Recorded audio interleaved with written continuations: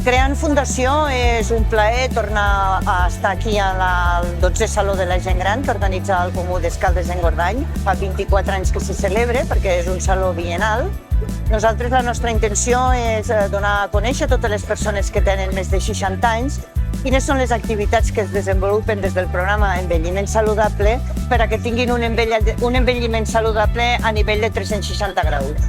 Per això nosaltres els oferim des d'activitats que tenen a veure amb el món de la comunicació i la informació, altres reptes, altres coneixements que per a ells siguin del seu interès.